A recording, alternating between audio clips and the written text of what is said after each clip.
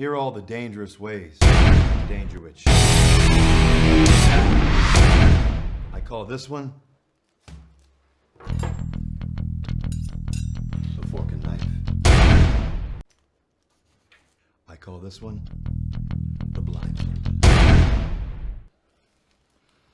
Big bite. The drop it low. The left-handed. Wielding. The upside down. Here comes the airplane. And the most dangerous of all, the rapper.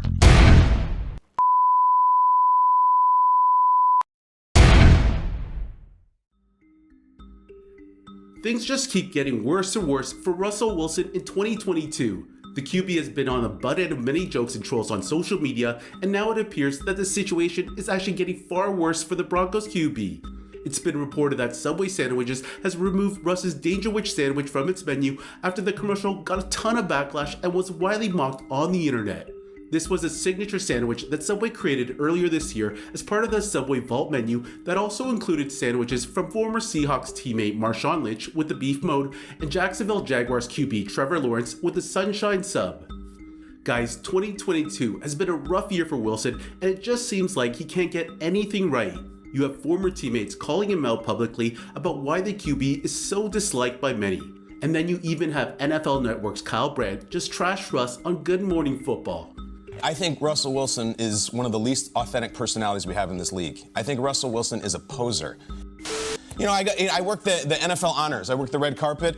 Kelsey comes by, Rodgers comes by. Russell Wilson shows up with his sunglasses and his wife, and I think they think they're Jay-Z and Beyonce, and they will literally put their hand up and say, no, we're not talking. Why? Right now, because he on a struggle bus. Man, I want to reach out to dog, bro, because They'll I mean, reach out to it. you know it His ain't manager. that. You know it ain't. Man, come His on, manager. nigga. If I can't call you direct, nigga, then I ain't calling you. Especially, nigga, if I done went to war with you. Add on top of that all the former players chiming in and going at Russ, it's kind of hard not to feel for him.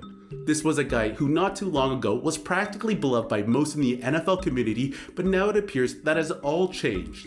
Look, on the field, Russ hasn't done himself any favors by playing so terribly. He's been backed by one of the best NFL defenses in the league that has only given up 7 touchdowns throughout 6 games and has only allowed an average of 16 points per game. But the fact that Russell Wilson hasn't been able to get the Broncos offense rolling all year is indicative of, well, maybe Pete Carroll always put him in the right position to succeed in Seattle, as Richard Sherman would say. I'm not sure there's a fix to be had. You paid the quarterback the money, you have to let the quarterback play. Everybody said Pete Carroll's holding him back. No, they knew him best. They knew how to put him in positions to be successful. They knew when he was struggling, how to get him back in rhythm. That's what good coaching is. In any event, Russ really does need to change this whole image he's portrayed in the media since tying the knot with Sierra. I can't count the number of corny videos Russell Wilson has appeared in, and it's just doing a lot more damage than good to how he's perceived by the public. Everybody has to have an alter ego, right? And I've been thinking about what my alter ego would be, and I think I have an alter ego. His name's Mr. Unlimited. You know what I mean? So when they ask you certain questions like, What brings your motivation, Russell? Mr. Unlimited. Broncos. Let's ride. Perfect.